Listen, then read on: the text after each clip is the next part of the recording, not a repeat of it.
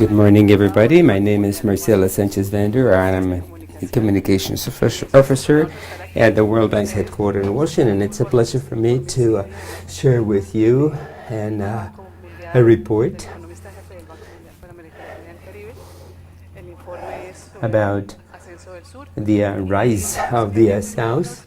We will first listen.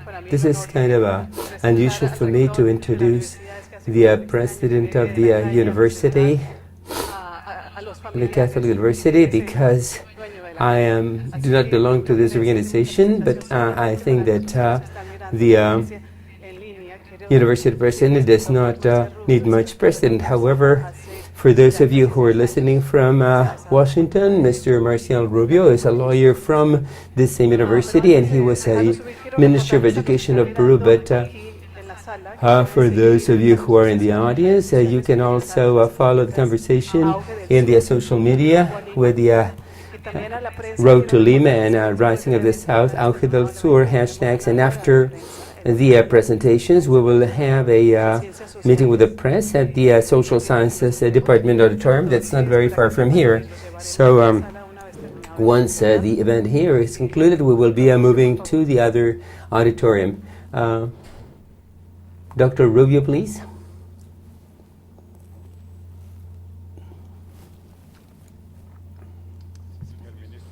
Mr. Minister of Finance, Madam Deputy President for Research, dear friends, it is true that I have been introduced as the owner of this household, of this house of studies, but the World Bank actually is a member of the family, so we should all feel at home. And because the presentation of this report, the Latin America and the Rise of the South, is particularly important, transcendent event, on behalf of the Catholic University of Peru, I want to welcome you and thank you for your presence.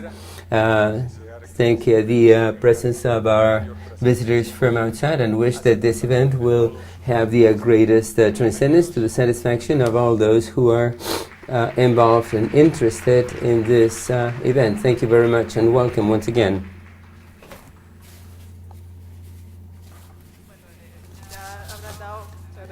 You may have realized that Letterman is Letterman, not Letterman, but the name has been the spelling of his last name has been slightly modified. But anyway, now I have the honor of introducing the head of the World Bank for Bolivia, Chile, Ecuador, Peru, and Venezuela, who in addition is a Colombian. His name is Alberto Rodriguez. He is an educational policy expert, and their impact in economic before filling this position, he was head for the World Bank's Central Europe, and he is a graduate from the Javierand University in Bogota and has a master's in governance and education policy from the University of Michigan. Over to you, Alberto.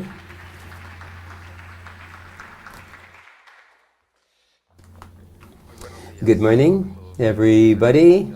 And also good morning to those of you who are connected in the social media. In the first place, our gratitude to the president of the Catholic University, Mr. Adam Fanley, and the professors, the faculty, and the students who are here with us. We are greatly honored to be visiting this House of Studies. I want in particular to thank Mr. Alonso Segura, the the Minister of Finance of Peru, and Gabriela Frias, who will be moderating the panel, and also the members of the media who have joined us from Washington, Santiago, and Bogota. I also want to warmly welcome our colleagues and friends from the private sector, NGOs, the opinion makers, government officials, the new vice ministers in Economics and Finance Department of Peru, and the press generally who have joined us in this event. This is one more event in the general context of our program that's called Road to Lima, that takes us to the meetings of the World Bank and the IMF that will be held here in October. And at this time we have gathered for the launching of a report called Latin America and the Rise of the South, New Priorities in a Changing World. This is one of the main papers that have been prepared for our head office for Latin America that is typically announced in Washington, but because of this year's meetings in Lima, we are making this formal presentation for Latin America and the world in Lima. Unfortunately, because of personal reasons, Augusto de la Torre, our chief economist, will not be with us here today. However, we have with us Daniel Letterman, who is second in command of the Latin America's Economics Department at the bank, and one of the main contributors to the report we will be discussing today. As I mentioned earlier, this event is being broadcast live at the World Bank channels and other networks as well. So we are providing live coverage. Basically, what I wanted to tell you is that there are 6 components that provide a very important context in this study. The first one is that since the 1980s, in the last 30 years, and perhaps even more importantly, in the last 15 years, we have experienced a very different and new type of economies in countries like China, India, South Africa, and Brazil that have changed the economic world map. We have acronyms like the BRICS and the PUMAs that try to explain the new economic growth of these countries. We have also seen the strengthening and rise of commercial or trade blocs that started with the European Union, followed by the North American Free Trade Agreement, and subsequently APEC, and in Latin America, Mercosur, and now the Pacific Alliance. All these blocs that go together with many bilateral treaties have made international trade and economic international relations to change very quickly worldwide. Suffice it to remember that APEC, that Peru is a member of, gathers 21 economists from Latin America. Chile y México, y estos países de la PEC realmente conforman el 56% de la producción mundial y el 40%. Output and 46% of world trade. So they have a huge international influence when it comes to trade and production. The third component, or the third new element in recent years, is somehow a weakness that wasn't expected and that has taken many by surprise in the weakness of European economies. After the crisis, it's been particularly hard for Europe to reach the kind of economic growth it expected and planned when it's been almost 10 years now, and this has resulted in very new dynamics in the world economies and has placed the European countries in a very dire situation, because simultaneously we see the emergence of all these new economies that are moving very quickly. Fourthly, we have information technologies. Now we are aware of what's going on in the economies anywhere in the world, in Beijing, in Washington, Brazil, and Moscow. This information asymmetry has led to a number of global movements that are very different from would have before, when information arrived in batches and in a staggered manner depending on the development level of each country. In addition, this change has been accompanied by a significant change in movement in transportation logistics among countries. Now we move faster than ever from one country to another. This type of information changes and in people's transport and movement has occurred most importantly the last 15 to 20 years. In addition, there is a new factor that plays a crucial role in all this, and that is the new definition of oil in world economies. Some would call it the de-petrolization of economics. I think it is rather a new definition of its role, but the emergence of alternative sources that have grown faster than expected, and the geothermal and wind economies and fracking as a tool for oil development in the United States in particular have particularly changed the economic dynamics and the role of oil in the global economy. And finally, there's been a particular new context in Latin America. Latin American countries were typically countries that have become reformist economies. We see that in Peru, but also in Colombia, Mexico, and many other countries where reforms are taken constantly and permanently. Public policy adapts very quickly to changes in Latin America, and this is something that the Europeans can witness. Somebody told me, I've been working for 8 years in Europe and Central America, where every reform is tectonic, everything is slower, social pacts and changes typically take place most slowly. So these phenomena provide the backdrop to this study. The team at the Economics Department of the World Bank for Latin America has started studying the implications of these changes, and we will see in Daniel's presentation what are the implications as regards what's happened to world trade, foreign trade, and what will be happening, what are the expected changes in public policy that may allow to make the best of this new economic reality. This is what we will be expecting from our panel members. As I mentioned earlier, they come from 4 countries: Peru, Uruguay, Colombia, and Chile in particular, and that we will be asking in particular in this conversation what their countries are doing and what else they can do to leverage the economic development in the light of these new events. This report goes beyond a simple event, a presentation, and that's why we have decided to do this at the university, to have the possibility of looking more in depth into the consequences of these challenges. And once again, allow me to thank you, their presence here. And I'm going to ask Gabriela, our moderator, to make the best of this opportunity to get the panel members' contributions in these new times that Latin America is going through. Before Daniel proceeds with his presentation, we wanted to share with you a very brief presentation that provides a little bit of a context, in addition to what Alberto just said, for the debate that will be taking place in a moment. La economía mundial ha estado tradicionalmente dominada por los países del norte. Estados Unidos, Canadá, Europa Occidental y, desde mediados del siglo pasado, Japón, han concentrado por muchos años la Traditionally, the economy of the world has been dominated by northern countries, Canada, the United States, and Japan, that controlled the world's wealth, exports, imports, and capital flows.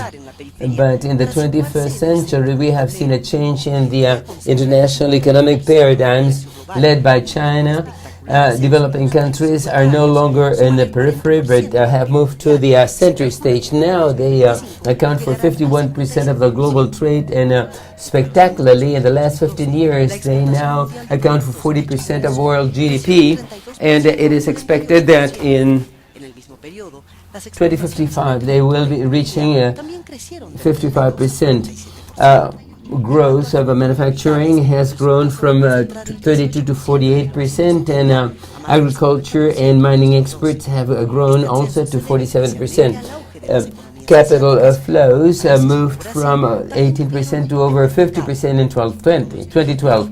This rise depends basically from the rise of Asian economies, although economies like Brazil also played a crucial role. This means that the world is going through a change in paradigms where South countries will become increasingly influential, because South countries has its a great exponent in China, and also South Korea, Hong Kong, Malaysia, and Indonesia have made a qualitative leap in recent years and have strengthened regional connections and multiplied their connections to the international financial world. In contrast, Latin America and the Caribbean, that in 1980 had similar connections as Asia's, now today depend basically for its trade in the north, but has not yet been able to build regional alliances that are competitive as efficient as those in Asia. Brazil is the only Latin American country that can emulate Asian countries. Asia has diversified enormously in the last 50 years, whereas Latin America basically is a bidirectional trade, in the first place towards the United States and secondly to China. the world economies has traditionally been. Oh, well, Daniel, just a minute. I want to take a couple of seconds to thank Danielle for coming to make this presentation, but it's interesting because that also shows that flexibility is very important in the present world, and that's why we have also made a number of minor mistakes. The name, his last name is Letterman, actually spelled with a D. And thanks, Manuel, for coming to this to make this presentation on such short notice. Good morning, everybody. It is really an honor for me to attempt to replace Augusto de la Torre. Augusto is in Quito on a family visit, and he is thrilled by all the messages that he has received from family and friends in the last 36 hours. It is also a pleasure for me to be in Lima, a beautiful city by the sea, and particularly at a Catholic university. Less than a couple of years ago, we held an international conference where the panel looked into many of the topics that we will be discussing again today, 2 years later down the road. Thanks for the opportunity to share with you the findings of this new World Bank report. I have been joined by very good co-authors in this report. In this presentation, I will briefly tour the economic rise of the South in the global economy. You have already heard something about it in the video presentation, and then I will share with you our interpretation of how these emerging economies that rise in the global economy has impacted all of us, and we think that the world has changed for good now, and that the sequels of these shocks, external shocks, will be with us for future growth and employment. And although that all economies face the same kind of economic environment, we are all very different. We are very different from Asia. There are countries in Latin America that have various sizes and economic structures, and consequently policy responses, structural responses have been and are still very different. However, because our main argument is that the new economy to be dominated by the South is the long-term reality for us, we think that this new international environment, this changing world, poses new priorities, even if these are all historical topics. We must understand how we can learn more from international trade and international investment to spur growth, and how the rigidities in domestic markets, particularly the labor market, but also in capital markets, hamper our economies adapting to the new global environment. And finally, how domestic savings have, on the one hand, been pushed downward because of the huge productivity growth in emerging economies, and how this poses also challenges for long-term growth. Unfortunately, now we have to see another video. This is just a couple of seconds only. What I want you to look at here is the share in global GDP and international trade, and you see how after 2000 as the South's participation skyrockets, and that takes place simultaneously as China becomes a major partner in global economies. And the Asian Development Bank figures suggest that these trends will become even steeper in the longer term, and that's why we hold that this new world environment is here to stay with us for several decades unless something really important happens later. This graph is self-explanatory, of course. This is the result of an analytical algorithm for analyzing international trade networks. In the horizontal axis, we see the country's global influence. In the horizontal axis, distances show the similarity about commercial structures in different countries. It is interesting to realize how the international trade network has changed over a period of 32 years, roughly. What the right-hand side graph shows is this used to be the core, the heart of the global economy. That was Great Britain, the United States, Italy, Germany, France, the North countries, and they were all similar. In other words, they traded in similar amounts with the rest of the world, but they absorbed a major part of the world's income. This is the new world economy on the right-hand side, where the relatives of some countries like China, India,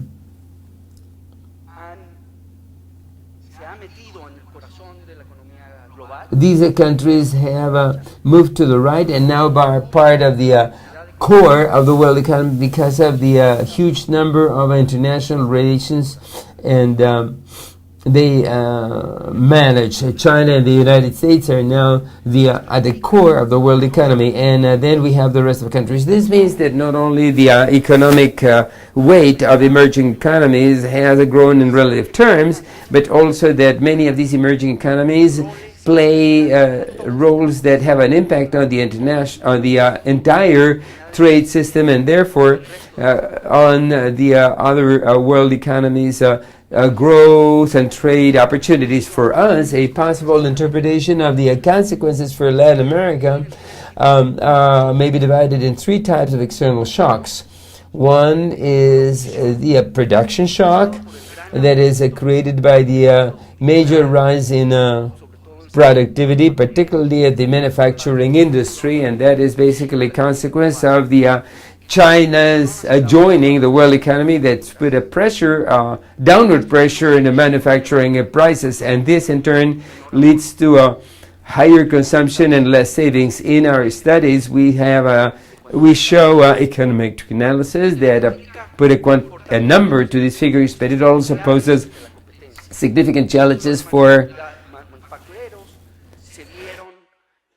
competitors' adaptation to competition.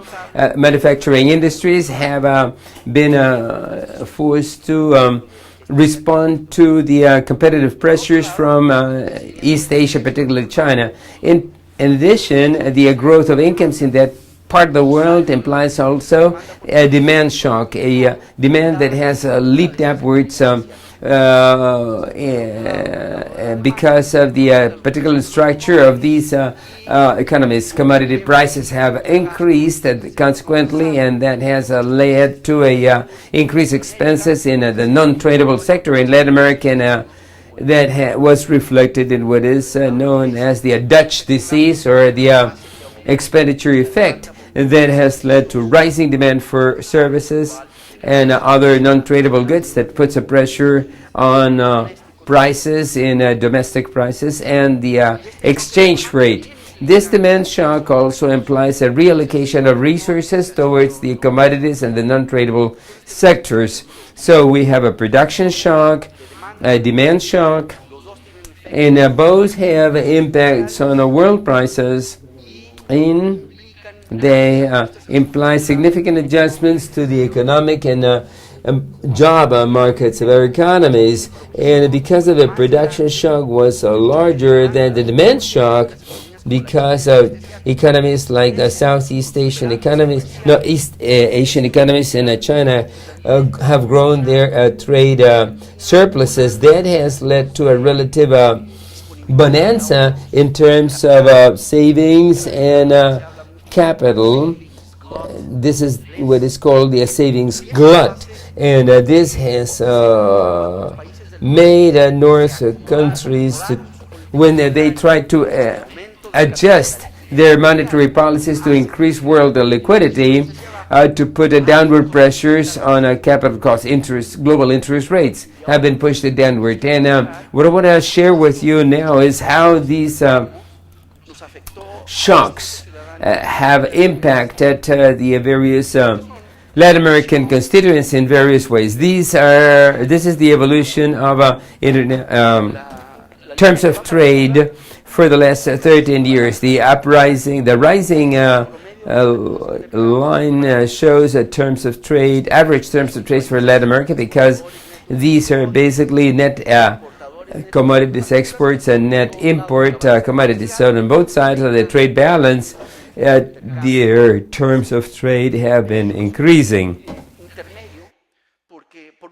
Mexico is an intermediate country because it does export some commodities, in particular oil, but on the other hand, as I will tell you later, it was particularly impacted by manufactured products and goods exports. Mexico is not a country that went through a boom, but rather the external environment, at least on the real and trade sectors, was sort of neutral. Finally, Central America and the Caribbean countries like Haiti and the Dominican Republic have experienced a drop in their terms of trade. It is interesting to notice that in the present juncture, some of these roles have reversed. It is no longer very clear how much more they will fall or rise, but countries like Costa Rica are definitely benefiting from falling commodity prices and quotations. This graph is very interesting and straightforward. These are the real interest rates in the United States, how much the U.S. government is charged for 10-year financing. Interest rates, nominal interest rates, are below inflation rates, which means that we still live in an international environment where financing is basically free at real rates, at least for the United States. So the data and the price effects are clear and are consistent with our own interpretation. World markets have expanded, but in some of our countries have gained some additional market share areas for different kinds of products, specific products. This shows the changes between 2000 and 2002 of market shares, the percentages of our world markets in terms of primary goods, commodities, in the vertical axis, exports of manufactured goods. Mexico had got a beating on both sides. Brazil have increased its influence in commodities markets, but less so in manufactured goods markets. This is the position of Chile and Peru. This is a story that is clearly shown by the data, but it is also something that we have all experienced. We have a kind of a personal feeling of what's happened to us. International trade has also become more complex, gained in complexity. We used to think that all products that were made in an economy were final products, but it's clear nowadays that many economies have specialized or are very competitive in making intermediate goods and are parts of world value chains. This graph shows the percent of world trade in three chain values: automotive, textiles, and apparel.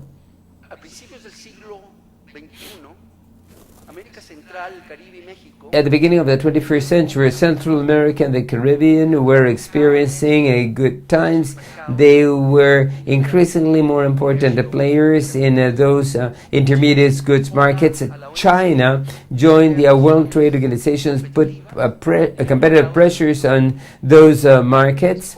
This is China, and these are the Asian tigers, and then we have the other Asian countries. Mexico, Central America, and the Caribbean are not the only ones that have lost a market share to China. Some of their Asian neighbors have also lost, but Central Europe now, after including Poland and other European emerging economies, have managed to preserve their respective market share. South America never was a heavyweight player in these trade value chains. An interesting fact that we already mentioned in our prior report is that when we examine multinational corporations with their headquarters in Latin America, we see that they have a very different behavior from what we see in the multinational corporations from other countries. Our multinationals, which are very young, have expanded in the global economy. They have made investments. They have established affiliates and other types of partnerships in the same areas and industries that they operate in their local economies. Mining companies engage in mining in Africa. Financial companies engage in financial industry in other countries. In the East Asia, this is not so. These companies invest in different sides or links of the value chains. What this graph shows is how much of Latin American exports come from forward links. In other words, how many intermediate products we export to the rest of the world or import from the rest of the world. For northern countries, it's about 50-50%. In East Asia, it's almost the same, almost half and half. And Eastern Europe, together with advanced Eastern country, also reaches a 50-50 share. In Latin America, those economies that are related to the latter stages of a manufacturer or the initial value chains by providing commodities or raw materials. Mexico and Central America basically export 70% of their exports are final exports, and only 30% are imports of inputs from other countries. The Caribbean and South America are exactly the opposite. So an interesting argument is that it's possible that there might be a relationship to growth when our trade structure is located at the center, because that helps us to learn from the import side and on the export side. This is an issue that we have underscored significantly in our report. This shows the share of our exports in global value chains, and what portion of that aggregate value comes through intra-regional links with the East Asia, Europe, and South America. In Europe and East Asia, a significant amount or a large percent of the total exports that have to do with these value chains are intra-regional. In South America and North America, intra-regional exports are not part of these value chains. What are therefore the consequences of these new international trade patterns for growth? We feel that we have not sufficiently developed our trade patterns and direct foreign investment that will be more conducive to technological learning and progress. We are persuaded increasingly that more than the simple fact that we have to involve in the trade with the rest of the world, what matters is with whom and how we trade. We are also increasingly persuaded that the impact of foreign direct investment on impacts have to grow, and where that comes from, where capital comes from, what are the purposes of those capitals, and in what context they invest in our national economies. We believe that compared to Asia, Latin America, and the Caribbean, see smaller foreign direct investment shares in domestic manufacturing, but also we learn less. An issue that has emerged in recent years is this confrontation with China. Competition with China and other Asian economies basically to a large extent depends on how similar were and still are our trade patterns with China. There are some two extreme examples to this, and that help us to get a better understanding of the differences in landmark. Our two giants, Mexico in the north and Brazil in the south. This is a similarity index. China is the red line throughout the last 10 years. About 60% of manufactured exports and manufactured good exports were exports in products and goods that China also exported to the world, whereas this is only 30% in Brazil. This is particularly important if we want to understand some labor market trends and also export trends. This report shows some calculations of this indicator of cumulative growth lost between 2000 and 2012 for manufactured, agricultural, and mining exports. The most impacted countries were Haiti, Honduras, El Salvador, Mexico, Dominican Republic, and Costa Rica, with a negative impact as China not on their markets. On the agricultural side, Paraguay, Argentina, Brazil, Uruguay were big winners. And when it comes to mining, in particular because of steel, Brazil, Chile, and Peru are the large copper exporters. Other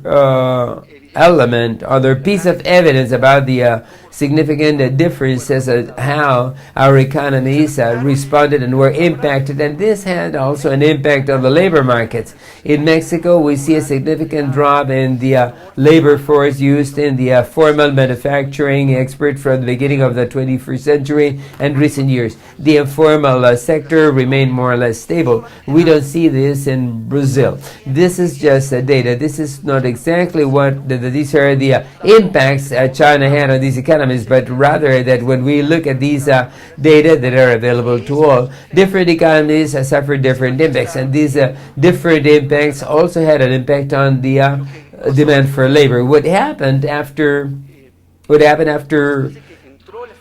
the China impact? Relative salaries in Brazil compared to real wages showed a boom demand of labor compared to Mexico. In fact, our structural estimates show that Mexico lost about between 1 and 2% of jobs throughout its entire economy. Our report also pays a lot of emphasis on structural analysis based on the econometric calculations of labor mobility between the formal and informal sectors of the economy. We do this for Argentina, Brazil, and Mexico, and we have found that the average mobility cost between manufacturing jobs and mining and services jobs in the formal economy that are 5 5 times the average annual wages of our samples. So these are very high costs. There is emerging international literature that shows these costs are higher in emerging countries than in advanced countries.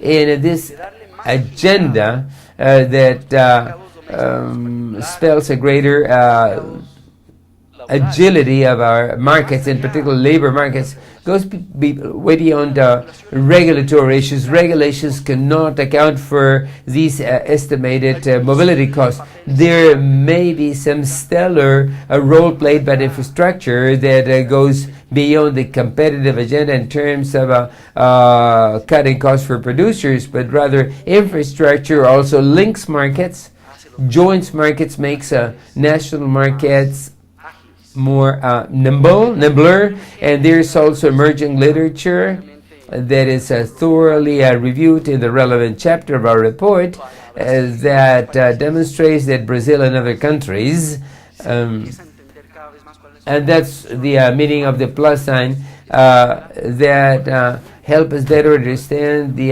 importance of infrastructure, not only for growth, but for workers' well-being. And there is a rising agenda that has to do with the portability of social benefits. Now, let's talk about savings. If we compare East Asia with the 7 wealthiest Latin American countries, the red line is the current account, and savings is made upwards, investment downwards. In East Asian countries, save more, invest more, and have and show a current account surplus, while Latin America shows exactly the opposite figure. We also argue, based on econometric and theoretical models, in our study that savings has an impact on growth and along 2 different ways. On the left side, we see the relationship between savings and sovereign risk rating. The higher savings as a percent of GDP, the better credit ratings that economy gets. On the other hand, the more the savings, the lower the real exchange rate. Our interpretation is that in the 80s and 90s, we had a low savings rates. That's not new, but what is different is that in those times, growth was affected by macroeconomic volatility, because we were vulnerable to a balance of payments and financial crisis created by private and government vulnerability as regards the makeup of currency mixes on the liability side. But now, after having learned of the historical lessons of what is required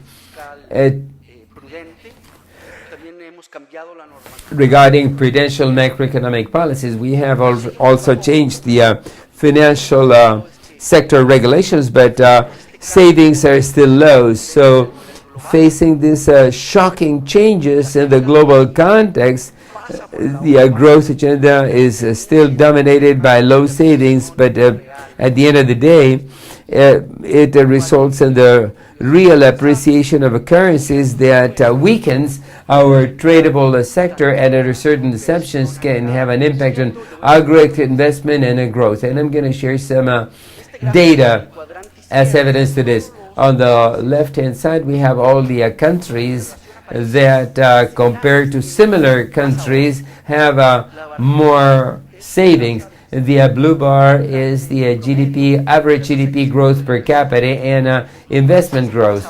The countries that save more compared to their peers are those that invest more and grow more.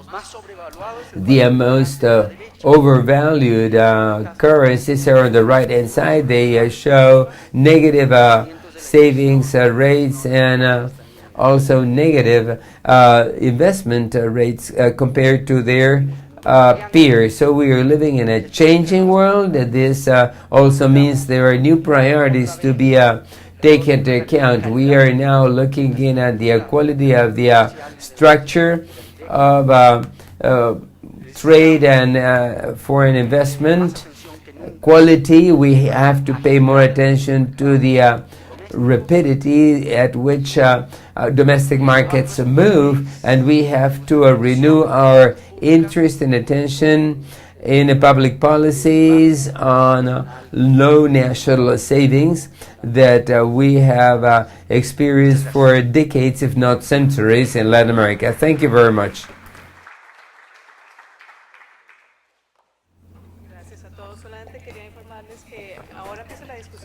Thank you, everybody. Now we're going to open the floor for the panel's debate. If you and then we'll be getting questions from the audience. You have received a flash drive with all the documents, and it can also help you send your questions in writing. We are very thankful to have Gabriela Frias as the business reporter at CNN, and she is now the conductor of a new program called Global Portfolio. Welcome, Gabriela, to the panel.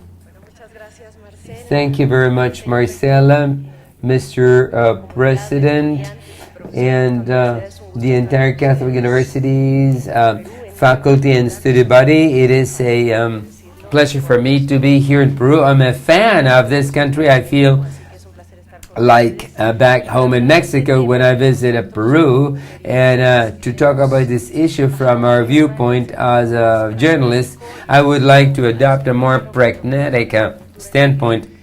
And that's what I mean when I think of the present state of our world affairs and how we must place an emphasis in a number of things. And that's the short-term approach as a temptation to be considered in the long-term growth agenda. But to those of you who are following by live stream, they can also join the debate with their questions and remarks using the hashtag Auge del Sur and the Road to Lima hashtag, and also ask the members of the audience to ask questions because that will reflect your concerns as citizens. Without further ado, I would like to introduce the guests in the panel, Daily Letterman with a D, the joint head for in the Research Department for Latin America and the Caribbean for the World Bank, Alonso Segura, the Minister of Economy and Finance of Peru. Our host somehow also hosted Pablo Relleno, former Minister of Education of Chile, Mario Vergara, a member of the Uruguayan Board of Directors. These gentlemen are representative of the countries that are somehow somewhat better positioned than other countries from other Latin American latitudes in what concerns the scenario we will be discussing here and the priorities that we are underscoring. What is for you your main message after having heard Daniel Letterman's presentation? Mario, will you go first, please?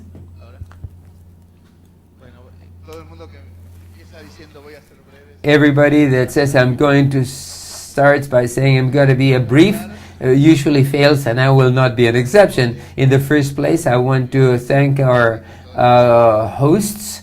The Catholic University also makes me feel somehow home because I visit them regularly to teach a short course in the economics department. The World Bank also, and Augusto de la Torre, whom I send my support in the difficult times that he's going through now. And also I feel that the World Bank reports, annual reports under Augusto's leadership is particularly good because they are very provoking reports. They make us debate and take a medium and long-term view, and that is always a positive thing, and that is also helpful food for this debate. I will make some brief reports and comments on the report. In the first place, it is very important to understand the impacts of what is called the rise of the South, that has basically to do with the integration of China in the world market. And I think this is a major event in economic history, and talking about the 21st century, and the integration of China to the global world markets will have and is having already a major impact that is summarized here in the financial and demand shocks that have been described in the report, Secondly, I would like to make a sort of a warning, and that has to do with some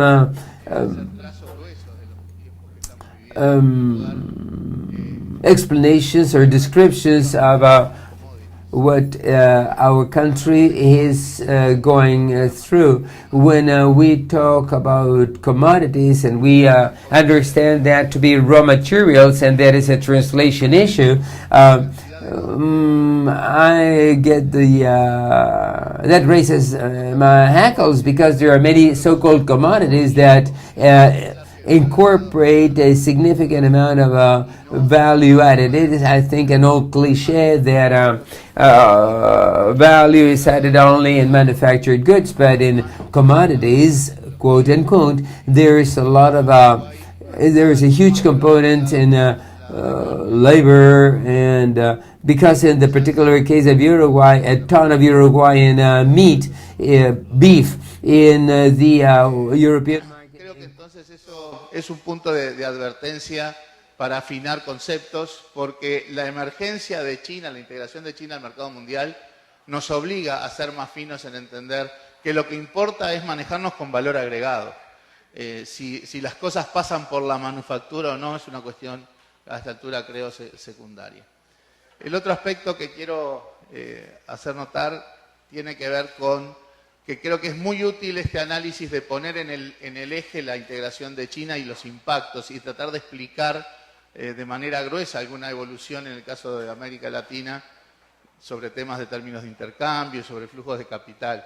Pero me parece que estamos soslayando de manera un poco excesiva el impacto de la política monetaria de los Estados Unidos, el debilitamiento del dólar a nivel global, los quantitative easing, ¿verdad? El hecho de que para responder ante la crisis financiera Estados Unidos tuvo que inundar el mundo de dólares, y eso nos ayuda, es consistente con lo que se ha planteado aquí, refuerza las tendencias, porque el aumento de precios de commodities tiene un componente sí de mayor demanda de los países emergentes, pero también tiene un componente importante del debilitamiento del numerario, de la unidad de medida, del dólar estadounidense, y por lo tanto ahora que el proceso se revierte y uno ve que algunos precios de commodities caen. Bueno, habrá circunstancias en cada mercado, sin duda en el petróleo hay un tema específico, quizás, no sé, en el cobre, en fin, pero sobre todo también hay una cuestión general, que es que el fortalecimiento del numerario, el fortalecimiento del dólar estadounidense, también hace que los precios expresados en dólares tengan que caer. Y eso no es necesariamente una mala noticia, porque ir hacia un dólar más fuerte y eventualmente ir hacia tasas de interés un poco mayores es ir a un camino de la normalización de las condiciones financieras internacionales.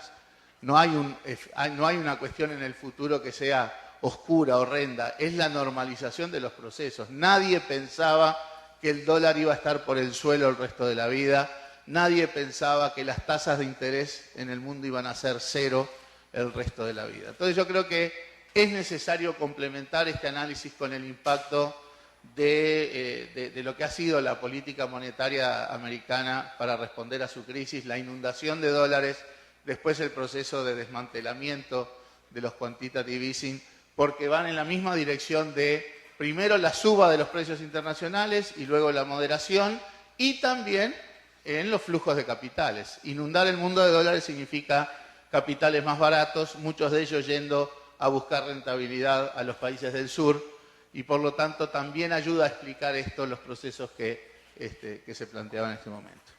Dejamos por aquí ahora y después tendremos otra intervención breve. Sí, por favor. Bueno, yo me coloqué el micrófono por si me quieren ayudar. Hice magia aquí para colocarlo y creo que esto está prendido. Ministro Segura, la nueva normal y los precios de las materias primas para el Perú y la desaceleración en China, en la nueva normal de crecimiento de China.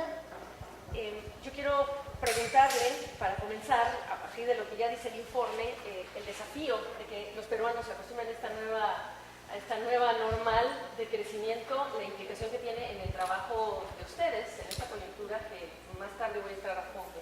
¿Pero qué me dice para eso? Gabriela, muchas gracias. Gracias, Mario, por los comentarios y a todos los panelistas, a Daniel, al expositor.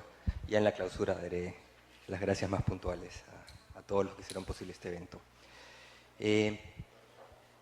A ver, yo creo que el estudio, ya Mario lo comentó, no voy a entrar en mayor detalle. Yo creo que habría que hacer algunas cualificaciones, hasta en el título del estudio es el ascenso del sur.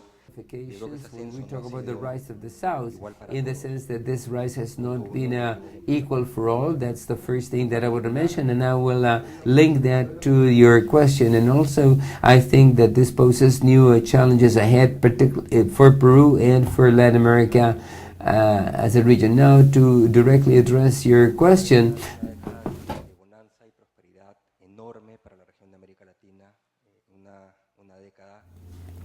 decade of incomparable prosperity for Latin America.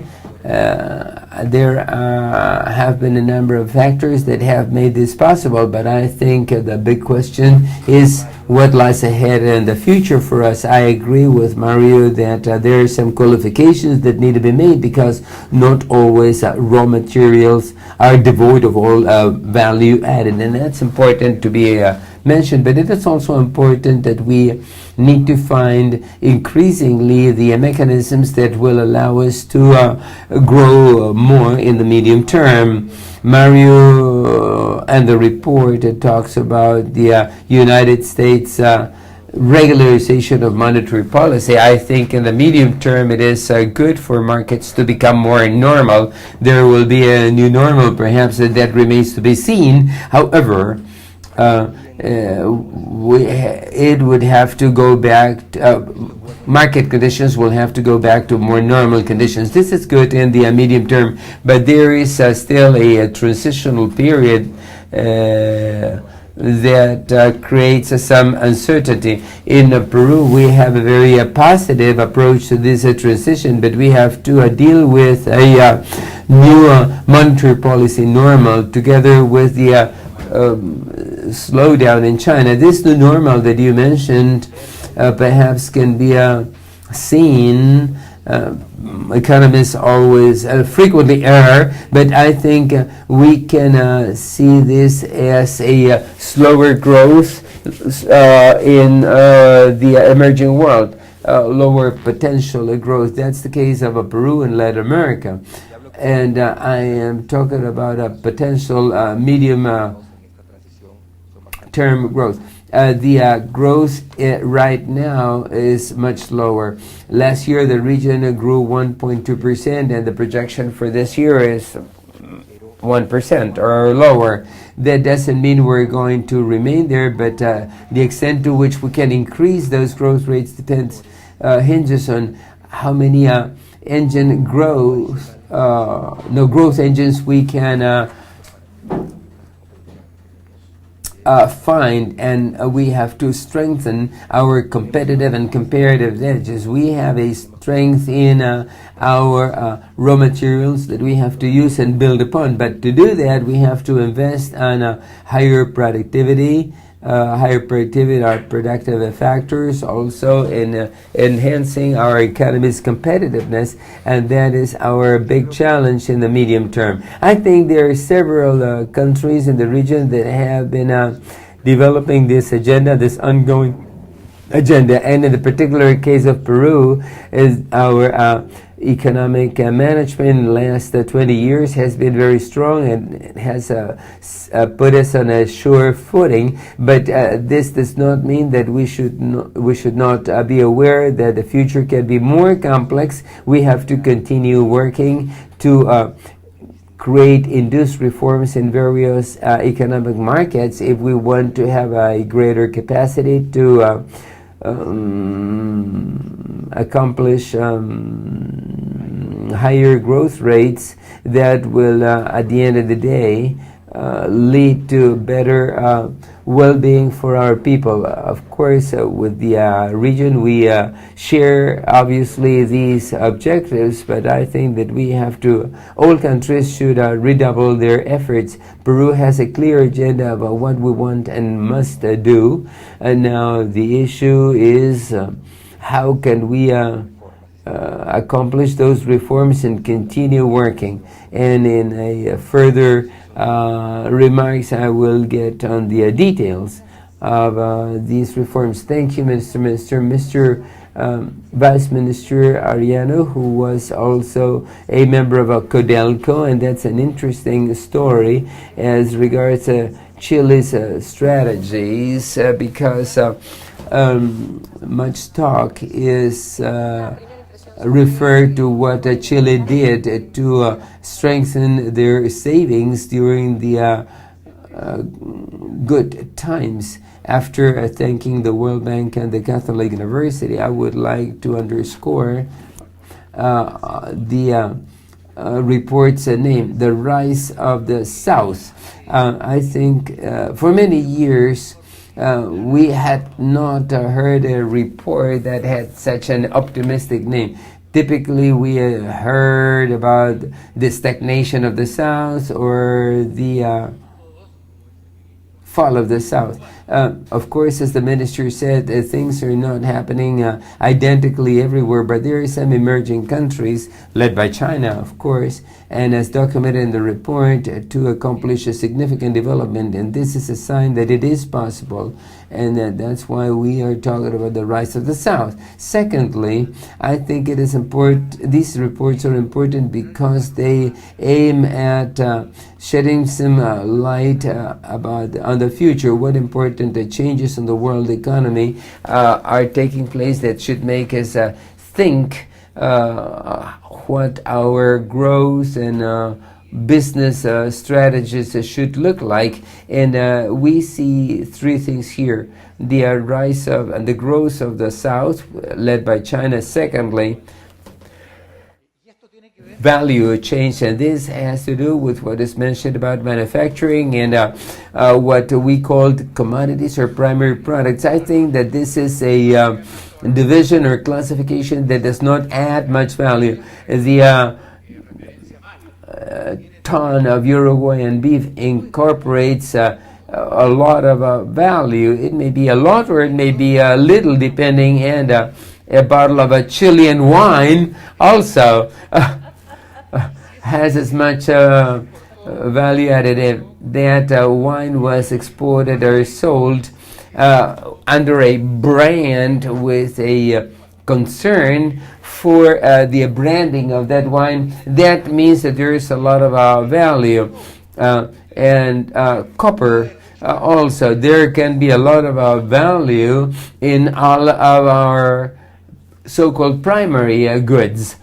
So we have to understand how we insert ourselves in these value chains. This will open opportunities and raise challenges that we have to pay attention to. And thirdly, the greater dependence among countries. I want to underscore something that's the report does not sufficiently underscore, and that is the relationship with actors or players. The report underscores trade, exchanges, but it pays less importance on actors, and that involves companies. And because of the global economy, there are increasing global companies, and the increase in trade also implies a rise in the most important global companies. 15 years ago, there were 20 global companies from the emerging world, and now there are over 130 global companies among the 500 largest, and 95 of those 120 large companies are Chinese, and they are investing significantly abroad. For the first time, for direct foreign investment of Chinese companies is higher than the investment China is getting, and not just in raw materials and commodities. And this is something that we have to look at as we move towards the future. What is the role of these global companies, and what has happened to Latin American global companies as well? Thank you very much. And there is one last thing that I wanted to say, and that's got to do with this reshaping of the present juncture. And we have always had economic cycles. We have lived through many cycles, export product price cycles, but what is new is not that we are going through a cycle of dropping export prices after several years of high prices. What's new is that several of the regions in our country did our homework while we had high prices. And what does that mean? Saved some of that, because we were aware that was not going to last. And the countries that saved some of those temporary revenues are now going through a slower growth, and because we have to adjust to the new normal. But those that didn't are going through a crisis, and that they will survive, but it's a much more serious situation, because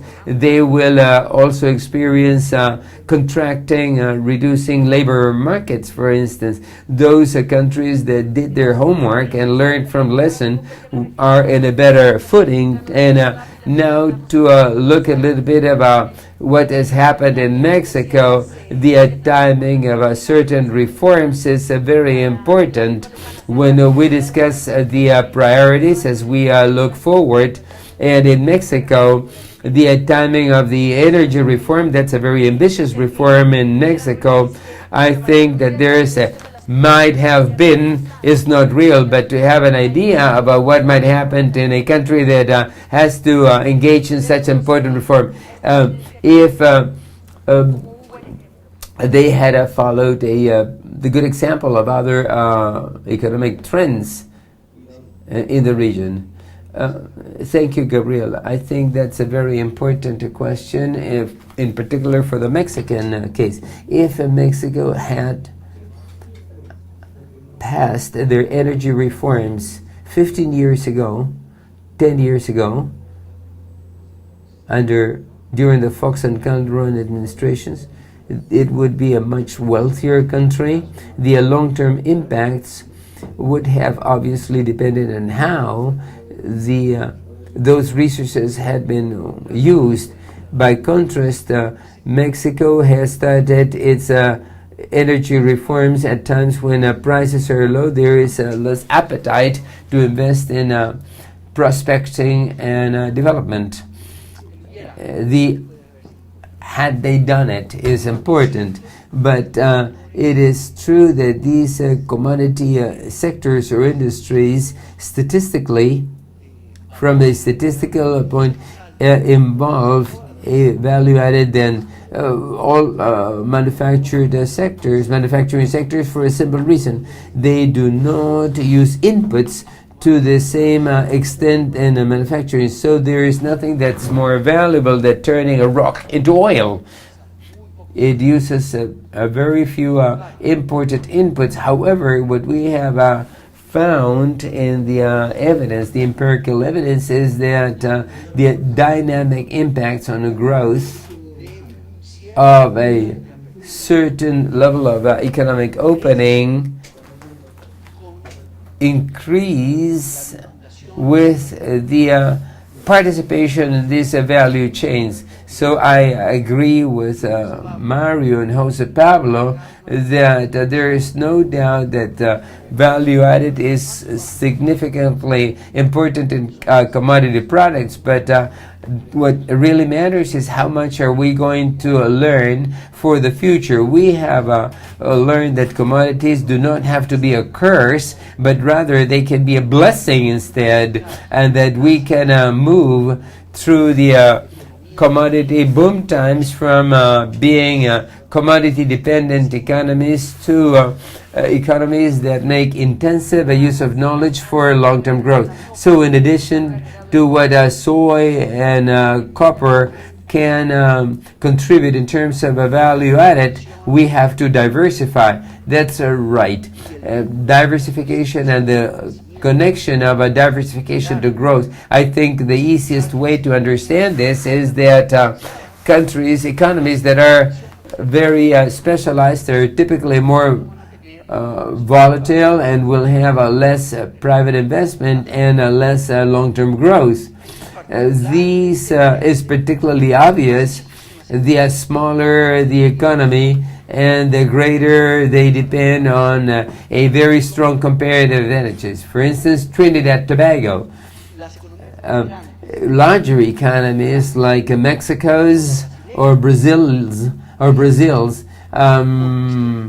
for reasons of scale, a larger number of products, and they can adjust at a lower cost than an economy that only produces one or two goods. So the relationship between specialization and dependence on a couple of products, whether manufactured, that for, like in Costa Rica, grew for decades on semiconductors because they have an Intel plant there, had a more diversified, less diversified structure than Chile's. But what matters is with what goods we trade, in what goods we trade, and with whom. There are many questions that need to be asked, but let's talk about the present situation. And how can we make it so that this short-term approach will not become a fixed component of a monetary and fiscal policy making, and simultaneously we review as we start checking who we trade with and who we get our FDI from. Minister Segura, the how is important, and also in the Summit of the Americas and the World Economic Forum have sent a very important message. There is no time to lose. Today more than ever, Latin America's condition is making public policy makers not to realize that they cannot waste any more time. Thanks, Gabriela. And let me link my subsequent remarks to what you first asked. I think that those of us who have responsibility for designing and implementing economic policy, we have to be clear that we must strike a balance between short-term efforts and views and what we have to do for the medium term, because there are important policies that need time to mature. If you're pregnant, you have to wait 9 months. And I think that there is but sometimes it is hard to reach the people with these messages, and also to persuade the political establishment, but we have to build a consensus that we cannot avoid this slower growth period. I think, however, that many of our countries have already gone past the inflection point. Some countries are facing a brighter future because we have done things well, and in coming years we have sufficient space to introduce counter-cyclical measures. However, I think that medium-term policies to improve human capital, diversify production, improve competitiveness, to the extent they are well implemented, should help to create consensus, political consensus, and consensus among the people that there is a clear vision where we want to go, how we want to get there, and that's, I think, the only responsible way of doing it. If we are excessively concerned with the short term, we run the risk of making mistakes that we will not be able to correct in future. In Peru, that's what we are doing. That's what we're trying to explain. We are investing like never before in building human capital education. The present administration will have doubled the education budget compared to what we had at the beginning of this administration. But it's not just a matter of money. The strategies and the policies to use these resources are just as important, and we have now just seen the results. We have the greatest increases in language and math education ratings. We are investing significantly in facilities and infrastructure because we need to connect the country. These policies will not result in immediate growth, but will give you the security that in the medium term you are supporting and enforcing. But are you in a condition already to learn from the other countries that you trade with? That's basically the practical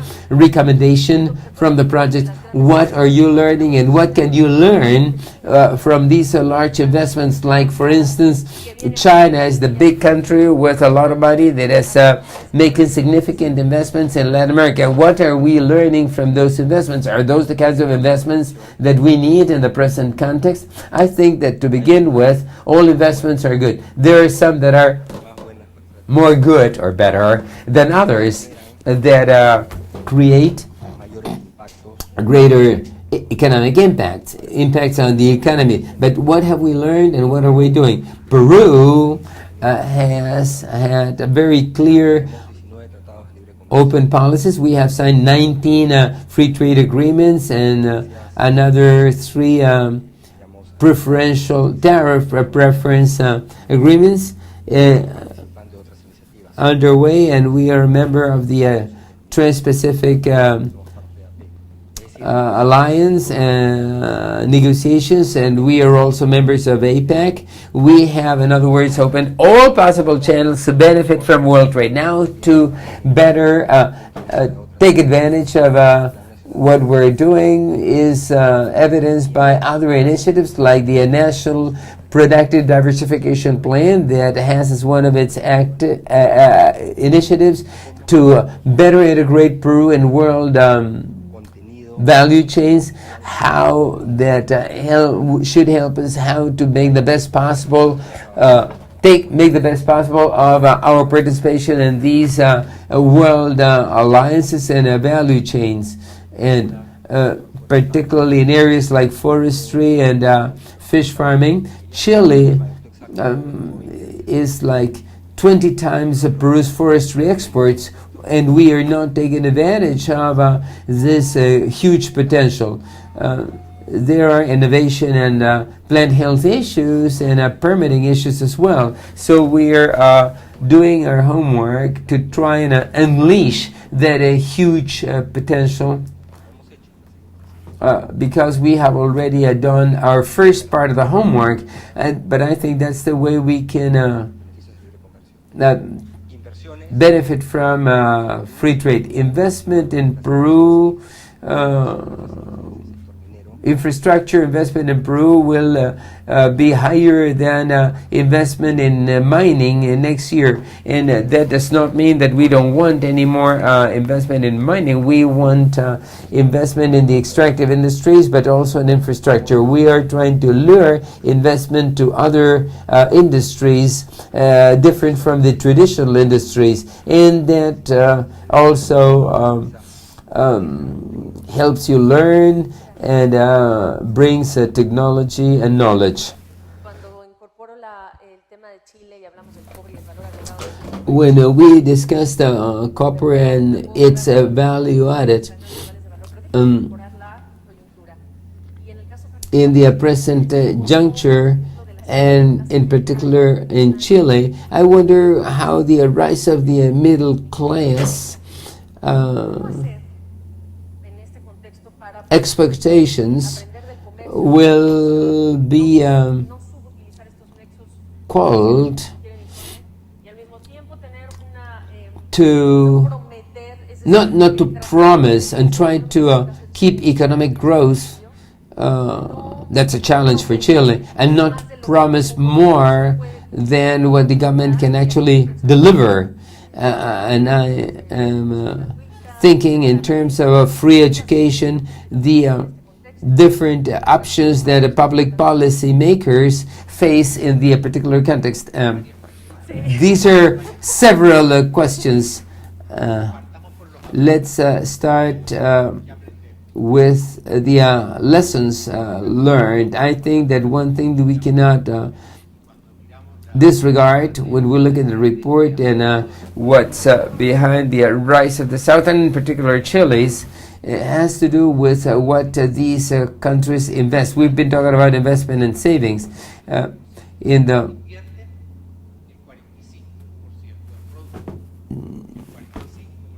45% of our product is actually investment, and to avoid this large financial crisis, they increased that rate worldwide to over 50%. In Latin America, we have invested less than half of that. If we invest less than half of that figure, we could hardly accomplish the growth rates that Asian economies before and now are allowed to grow so quickly. But it is not a matter of sustained high investment. And this is the key to the longer term. But also they finance that entirely from their own savings pool, which creates greater stability and security. They save more than they actually need to invest, or they have a surplus, a current account surplus. In Latin America, we invest a lot less, half of what they invest, but we don't even save enough to pay for that investment. That's the average world that, with some exceptions in some time periods, has been the norm. So, as the minister said, all investments are important, all investments are good. And if we want to grow on a sustained basis, we have to invest more and save in more. In China, about 20% of GDP comes from companies, and a similar figure comes from people. How do companies save? Because they reinvest, they plow back their profits. In Latin America, that has to do a lot with the tax system. In Chile, the tax system imposes a lighter tax burden if you reinvest your profits. That's quite easy to do, and if that happens, that is going to increase companies' savings, and that will increase the investment pool, that will in turn result in greater stability and security and growth. Now, what are we going to do so that the middle class will continue on that rising pattern? Many middle class households actually come from the lower income brackets, but they heavily depend on how the economy is evolving. So what can we do to ensure that those growth and improvement expectations can be preserved over the longer term? And you pointed at something that is very important, what governments propose and offer on average. I think that there is a huge government responsibility in fitting expectations to what is actually feasible, and I think that people understand that. On the contrary, when you make excessive promises, people realize that they will not be honored. So we are not and if a government that acts like that is not leading a country's growth. When export prices fall, the economy will slow down, and there will be certain adjustments, but obviously growth cannot take place at the same pace as previously, and that is something that people will understand. But also this longer term view also has to do with our own institutions that ensure some stability over the long term. Fiscal policy in several Latin American countries has improved because they are no longer looking only at the short term. The institutions we are able to build are fundamental in this effort.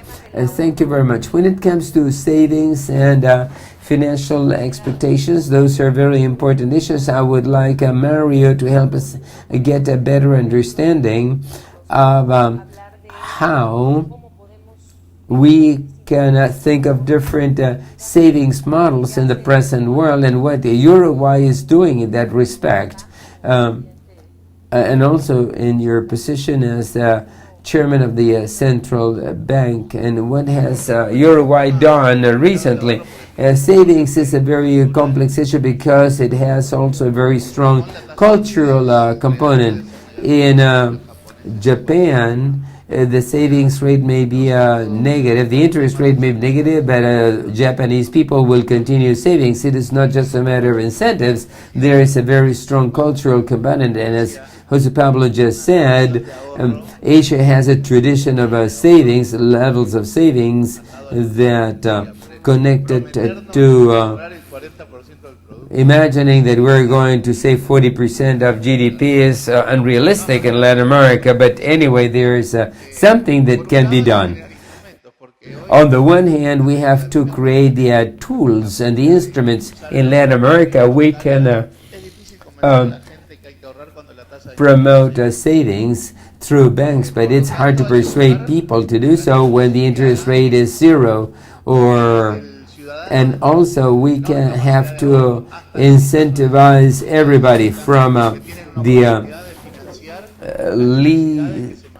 poorest citizens to corporate investors, institutional investors, that they can help finance infrastructure needs. For instance, we have created some instruments, particularly pension funds, other institutional investors that feel comfortable in joining that kind of financing. The pension funds imply the establishment, the emergence of investment of funds means that Latin America has made a small leap, but that does not necessarily mean that we are reaching the common citizen through a specific savings incentives. There are some infrastructure investments in infrastructure that are being funded by trust funds that involve some retail savings. So the retail tranche is placed first and followed by institutional investors, and that has had a very positive response. Some people are investing $5,000, $10,000, $8,000 that when put together can include large swaths of the population into the saving systems and improve the savings culture. And savings and investment go together, and I agree with what Jose Pablo just said, and I also agree that policies, public policy is another key element. Daniel talked about the transition from natural resource curse. And I wonder what you think if a good endowment is a curse. Don't get nervous, Gabriela. I think the key is to create the policies to better use natural resources, to add value to these natural policies.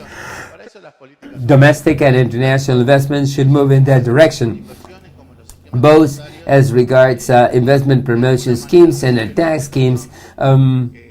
You get the investment that you look for, and institutional aspects are important, and the things that you reward is important. It is important to reward public investment to the extent public investment brings together technical components. How has Uruguay done that? German miracle, Japanese miracle. If you do your homework, anybody can do it. But the fact is that until 10 years ago, we were at a par with Haiti in regards of investment, although we had a better human development level. In 2006, we radically changed our tax scheme and our investment promotion schemes. And investment rose from 14% of GDP to 24% of GDP.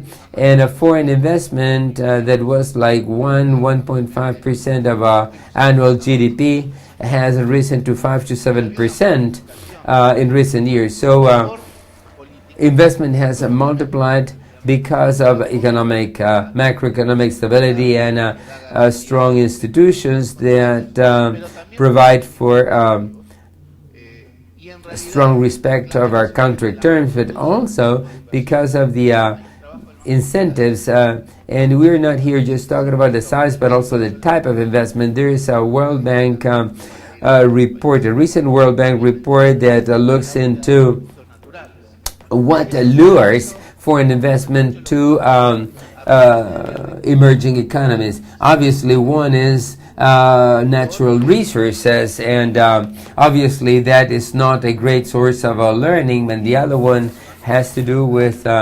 integration into value chain. And I think that when it comes to policies, you can reward the type of investment that you want to get.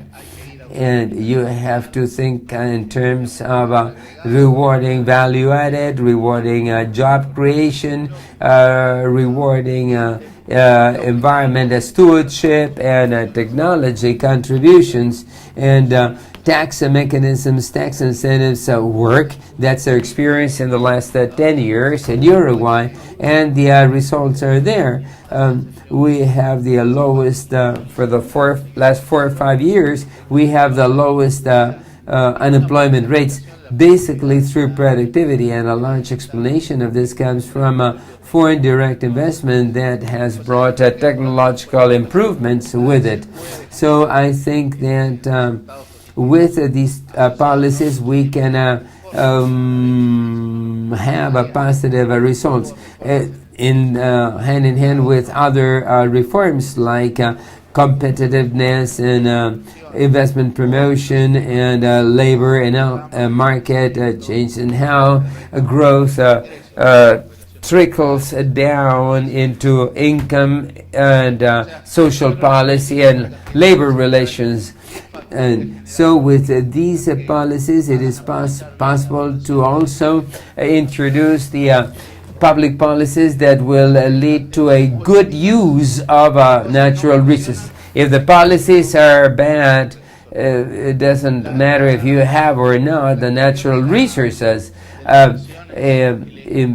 investment is the axis. It's the driving engine of all growth and development, and in particular the type of investment that you can direct towards a specific economic policy goals. Like we only have about 20 minutes, so perhaps you could share with us your ideas about financing and savings. The report says that there has been a bias towards the primary sector in countries like Chile and Peru, where there has been some significant financial reforms. What's left to be done? Who would like to take the word first? Minister Segura. I think that in Peru we have put in place very clear financial policies at the bank and insurance regulator and the central bank, and we need to provide. No solo por políticas financieras, también pasa por incentivos. En el caso del Perú, por ejemplo, sí hemos dado recientemente incentivos tributarios a innovación y estamos creando fondos de financiamiento, potenciando fondos de financiamiento justamente para innovación. Porque por lo demás somos un mercado que tiene, un país que tiene mercados financieros bastante libres, ¿no? Yo creo que es por ahí, poder generar más recursos invertibles. 2, en innovación. 2, atraer y generar más recursos para inversión en infraestructura, por ejemplo. Y ahí ese es un tema en el Perú no ha tenido en realidad restricciones. En los tiempos anteriores, la verdad que los proyectos que se han querido desplegar, sea privados, calificación de riesgo del país, política, estabilidad macro, políticas económicas claras, son el principal componente de lograr condiciones financieras para las empresas privadas. Eso también, check, lo hemos hecho en el Perú. Sovereign rating have induced the foreign companies to invest, but as investment becomes more expensive in the future, we have to imagine investment projects that will always be bankable. Pablo mentioned something about Chile that we started introducing in Peru last year. We need to have a very clearly targeted tax incentives and policies. We have changed the ways in which we charge income tax and dividends tax to incentivize profit reinvestment, but that's a more medium long-term approach. These are things that go beyond specific financial policies, in fact. Pablo, would you like to add in that respect? And how to integrate value chains and what specific stages that should be included? I would just like to add that when it comes to savings, what really matters, and I think that that has been done particularly well, has to do with strong financial system oversight, strong oversight. We have not had any financial crisis in our financial systems like in prior times, and that is basically thanks to a very strict oversight of financial institutions. You showed a graph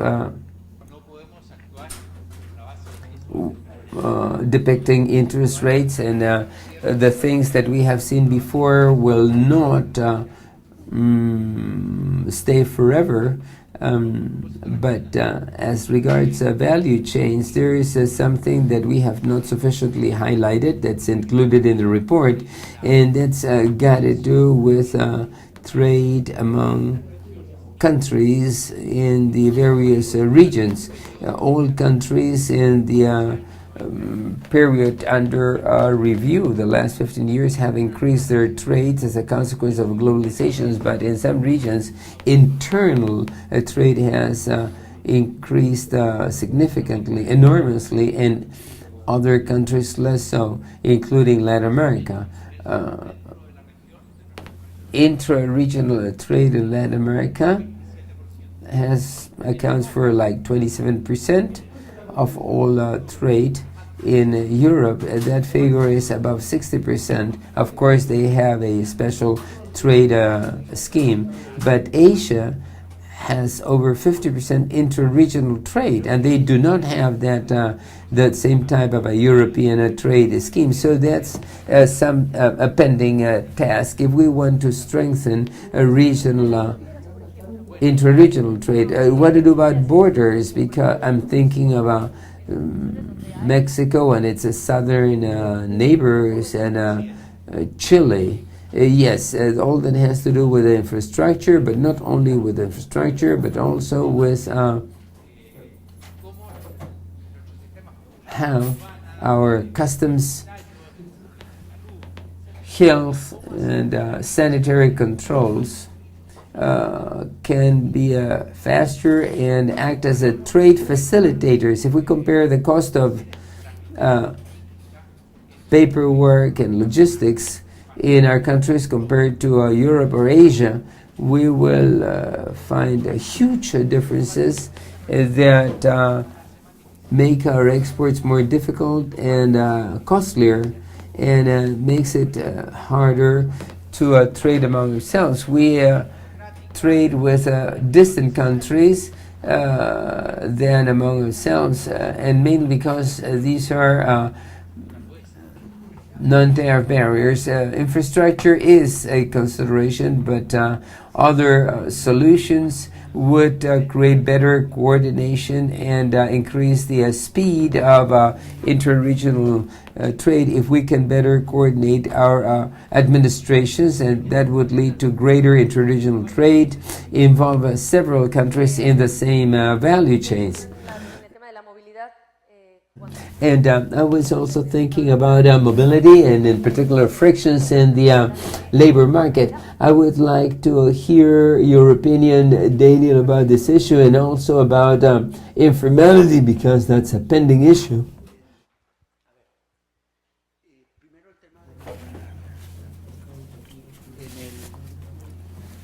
When it comes to the informal sector, in last year's report, we presented an evidence-based argument that the formalization rate increases as formal, intermediate, and large companies grow and provide decent jobs. If that doesn't happen, it's unlikely that micro and small, very small informal companies will become formal companies. That's an effort that's very hard to undertake, and that data shows that the channels to formalization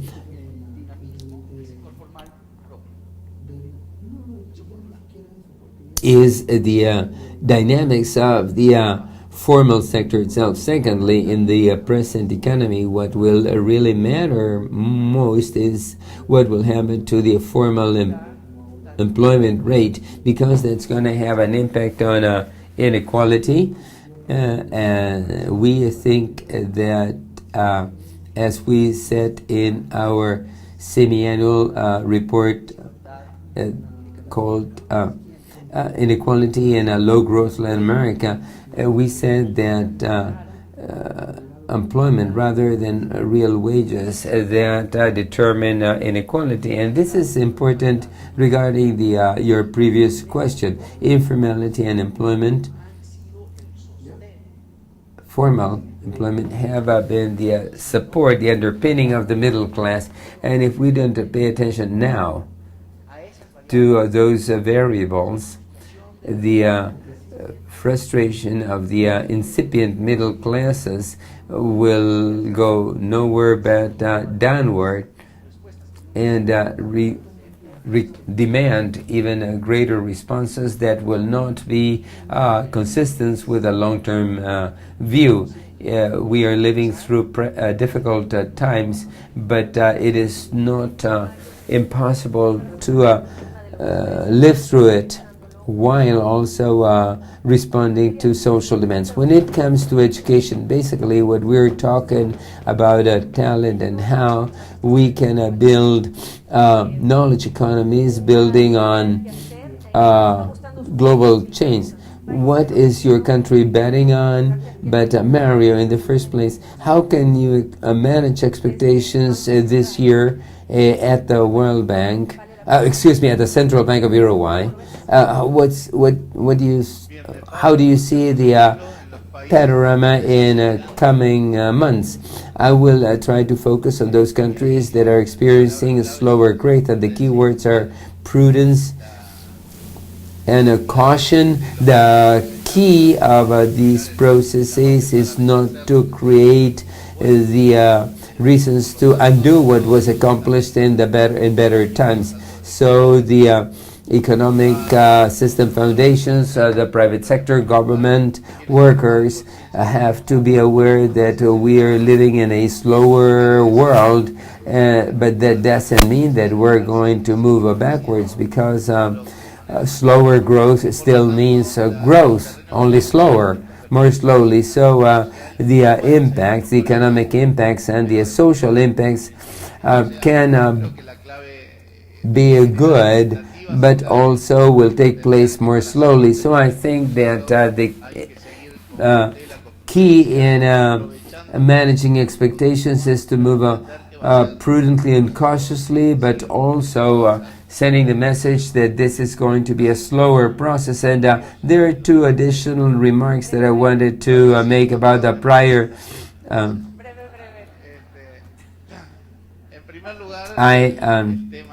I wanted to talk about savings and the cultural component of savings, and also the role of the financial sector. We are crisis champions. Latin American countries have gone through 2-3 large crises in the last 50 years, and in those crises the financial and banking sectors played a center stage. So there is these are cultural components of the people's lack of trust in these industries. Strong regulations and efficient oversight help to counter those views, but financial education and financial inclusion are also crucial, also in making people understand the need for savings and the positive role of the financial industry. Financial inclusion does not mean only better and broader access to typical bank sector instruments, but it requires also new types of savings tools, electronic components, and but also that has to do with economic and financial education. Our work is easier if people understand what we're doing and why. There is an educational role that we have to play to explain why we are implementing certain policies. That is the principle of transparency and democracy, but it is also possible only if the people can really understand. Another issue has to do with interregional trade, and that has to do with integration periods. And I'm kind of skeptical with Latin American integration until large countries understand that integration has a benefit is broader than their own particular interest. In Europe, the countries that were at the core of the integration effort made huge efforts, including in the banking and financial sectors, towards that integration. The objectives of accomplishing peace were crucial at that time because they implied a certain type of sacrifices. Remember the reunification of Germany and the cost for that country.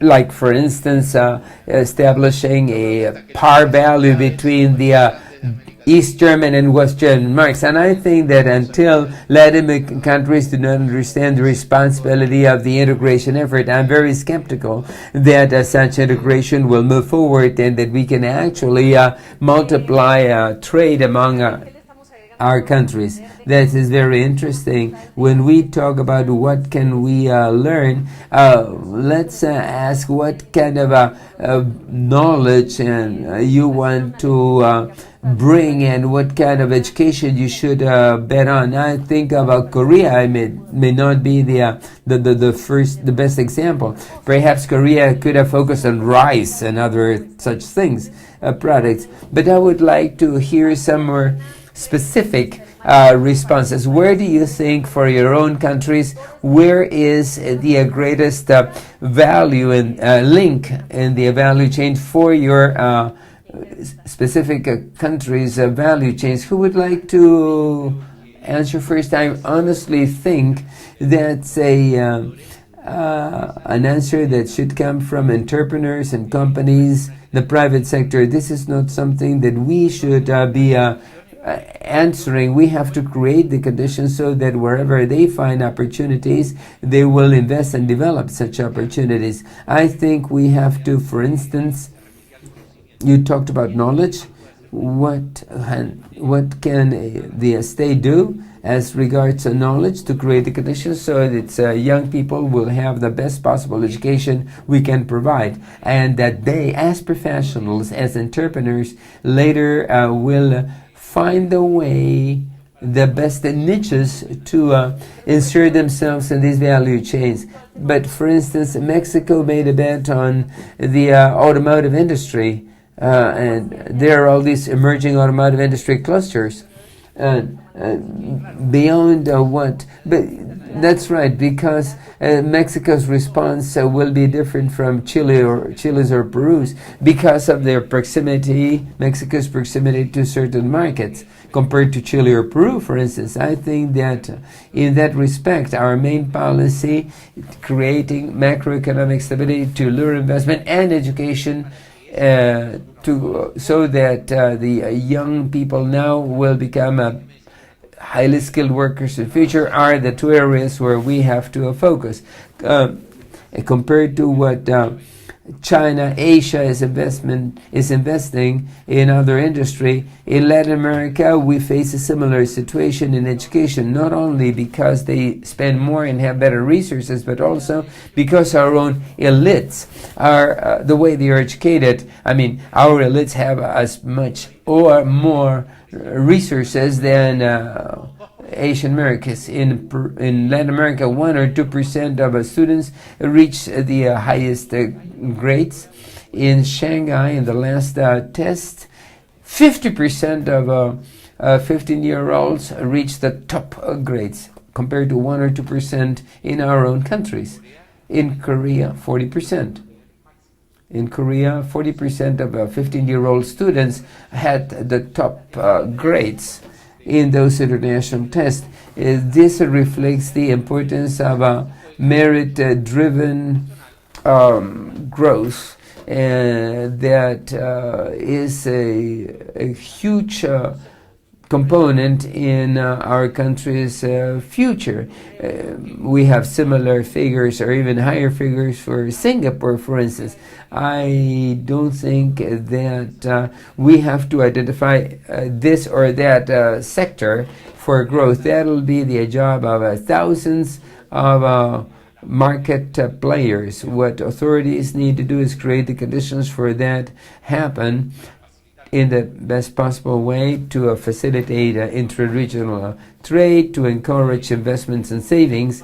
But I'm more skeptical about the role of governments in accomplishing this particular identification of one sector or another. What about knowledge? We need the kind of knowledge that will teach us how to learn, because we really don't know what the world will look like in a few years. What we need to create is the abilities among the students to keep learning, and there are less and less excuses not to do so, because we have all these learning networks. There are these courses that are available in the internet, on the web, for learning. So what we need to do is provide the tools to learn and the motivation to do so. Minister Segura, Liliana from Argentina, asked something similar. What has Asia done that we do not know how to do or cannot do, in the understanding that we have been the laggards since the 1980s? What can we do? In the first place, the your question was for both Pablo and myself, and I totally agree with what Pablo just said, but regarding this other question, the answer has like two sides, and that goes beyond the specific field of our economies. I think there is a cultural and idiosyncrasy issue that's very strong.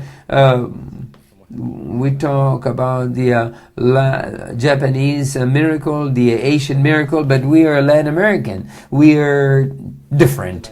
It's a matter of different disciplines. It's a matter of a formality. Those are very formal countries to begin with. Now, if we look into the reasons, the root causes of informality, we could discuss all day and night. But I think that is a crucial issue in our own countries, an issue to which we do not yet have a clear response. We have many ideas and of how to tackle informality, but to the extent we keep such a high informality factor, it's going to be difficult to copy them. Also, they have China as a neighbor. We don't. They have a much more powerful human capital. We have to invest a lot there, and that is precisely what we're trying to do. And clearly, they have a much larger populations, much larger markets. However, many of those have grown outwards. But one more time, they have this huge player right next to them, that China. And there are some factors that we cannot replicate. There are some lessons we can draw from Asia, but I think that at the end of the day, we have to find our own way to development rather than look at what other countries have done. I wonder if you say that about in reference to Mexico, but I was beyond looking at Mexico as an example of a country that has identified these priorities more clearly. And I wonder what Peru has done. Melissa Paredes, a student in this house, asks if there has been policies to introduce better formalization. Formalization is a priority. Mexico has done many things that are good, but that does not necessarily mean that they are necessarily apply to Peru. Mexico, in addition, has a huge neighbor, the United States, and we think that we have to think in cross-cutting policies rather than choosing winners among industries would probably at the end of the day induce us to err. So we have to rather provide the good conditions and lower transaction costs for companies. I think that's the road that we need to follow, I think, and that's the option that we're trying to put in place. The second part of your question is about formalization. Formalization, yes. Is that a clear option?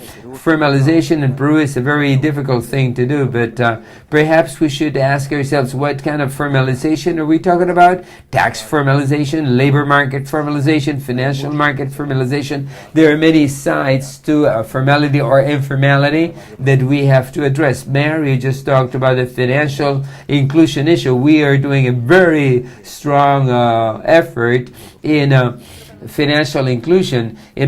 Peru is a model country, a role model in microfinance.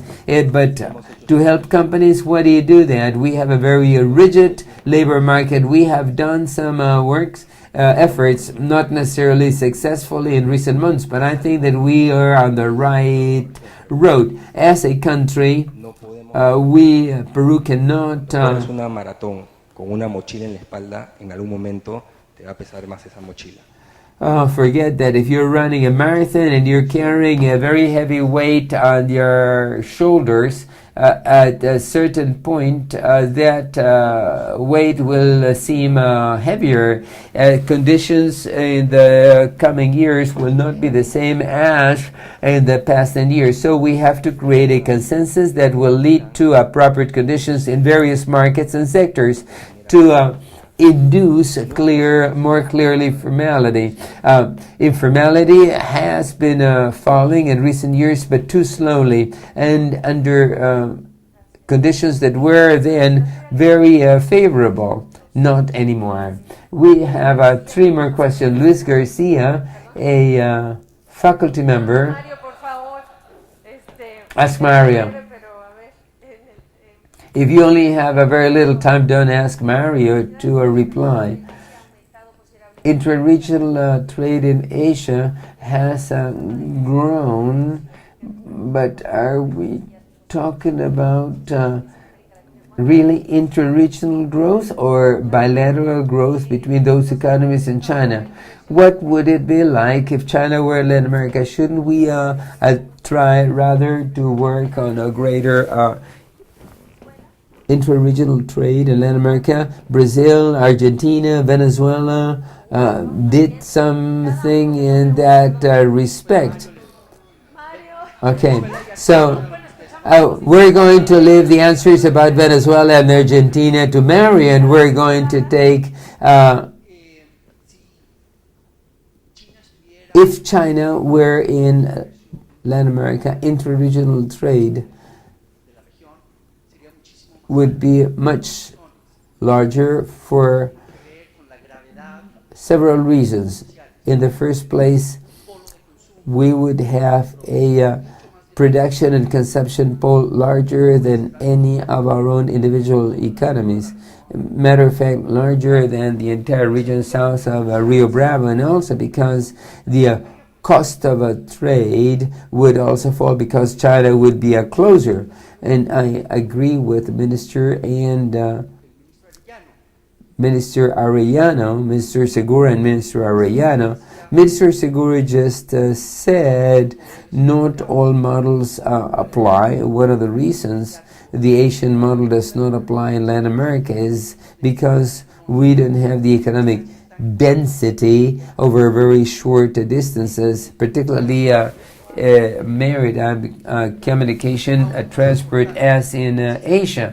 But this makes what Mr. Ariana just said, geography, a lack of dense markets beyond our large Latin American countries imply that all those people, all those efforts to reduce obstacles, red tape, paperwork, to trade and to review the tax burden in some across our borders should be even more important here than for countries that are closer and have a greater economic density. I totally share what the other the ministers said.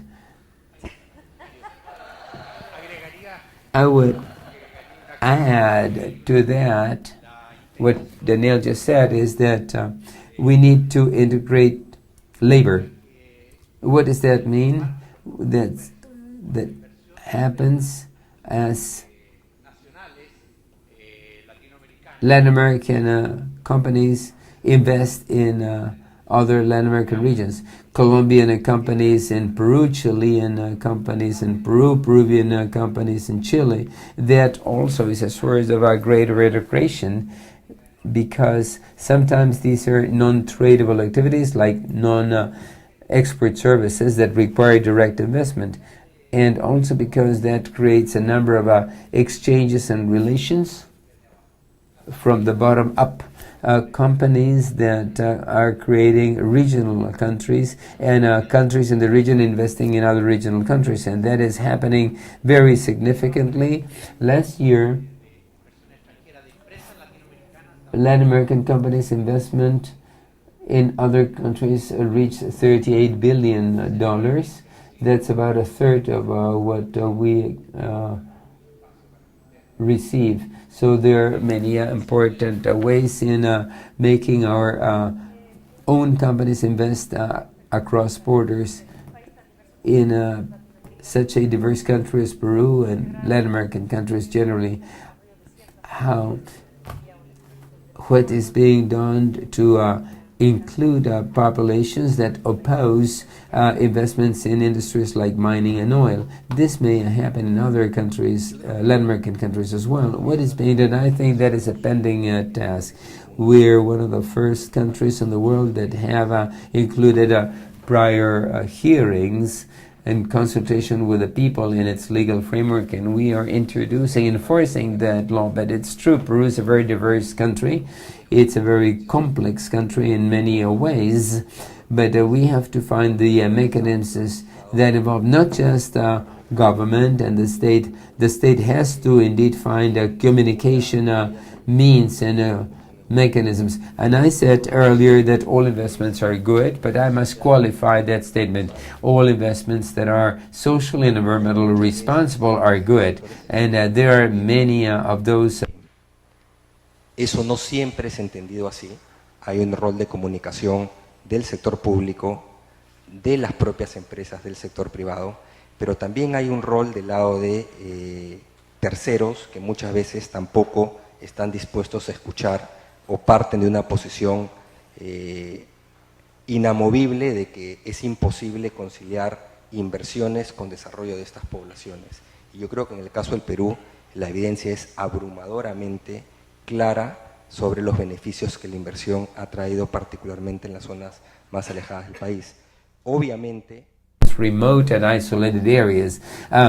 Clearly, it is not just a matter of building consensus for those investments, but also how to make the resources that come from those investments are plowed back reasonably. And there is a role also for the national and sub-national governments that is paramount. But I think the road is to engage in open dialogue. The instruments are there, but I think that we need more fluent communication. Thank you very much. Is there something else that you would like to add, Mario? I think, no, we already ran out of time. No, we still have 3 more minutes. Because we have very little time to imagine what would happen if China were Latin America. It's not really worthwhile. So I'm rather going to go back to prior issues that we mentioned. One's formalization. Formalization can be costly. Living in informality is even more expensive, both in personal and economic terms for the society, for the economic system as a whole. Informality implies a huge cost in terms of the inability of accumulating knowledge in people's rights and well-being, health, etc. So I think that underscoring formalization's cost is losing sight of the fact that the cost is much higher to the economic system and society as a whole when informality prevails. But you agree that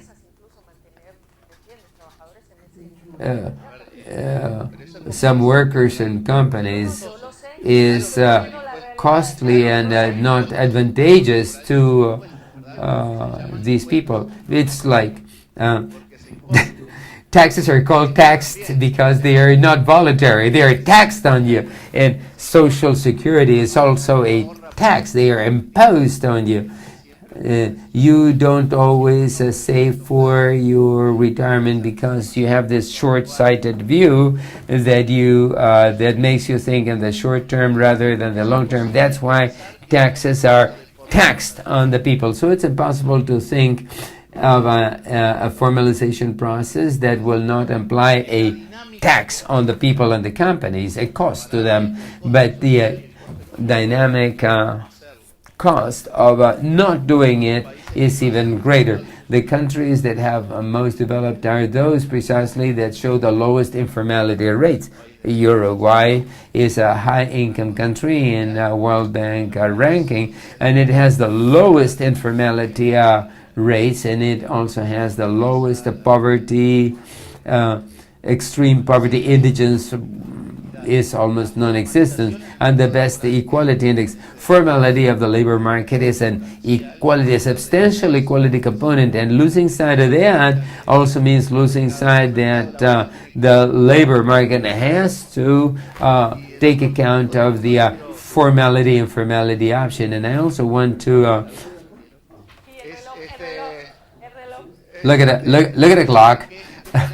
Where should we emphasize in the future? Human capital, and more human capital, both to add value to natural resources and also to create all the services that can be exported. Uruguay is a small country. We will never be a large international player if our salaries are low. So the key is to have these capital market pockets that can be exported by adding technology and adding value to natural resources, or by exporting services that are built on a human capital, audiovisual, financial, professional, etc., logistics. And that additionally are the markets that have the lowest tariff barriers. So in the longer term horizon for countries like ours, human capital is crucial. And if you will allow me, I will be brief. I see several students in the audience,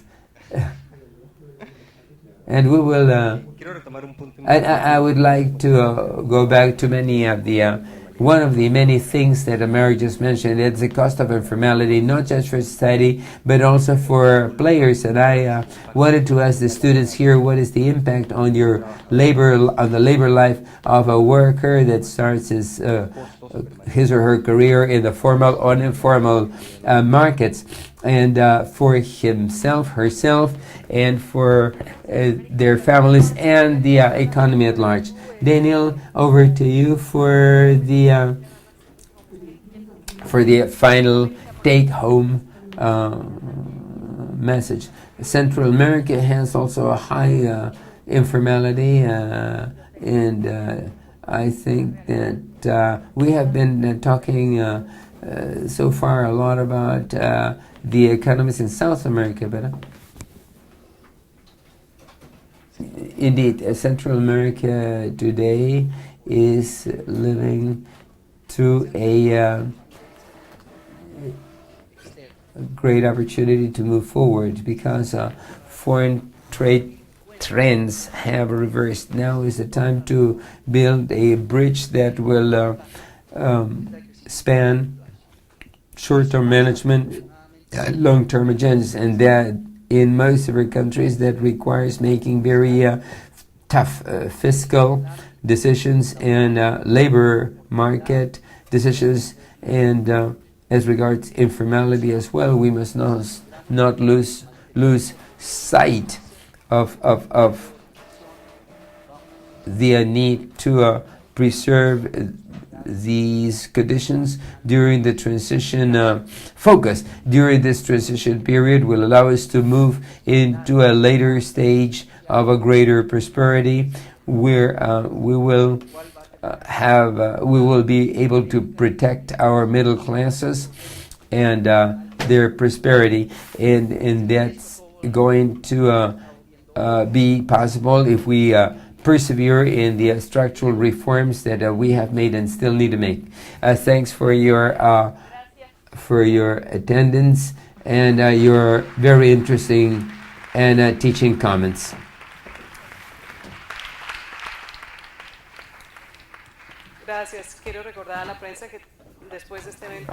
After this event, we will be meeting again for a meeting with the press, but before we conclude, we're going to ask Mr. Segura, to the representative of the World Bank in Peru, and Minister Segura.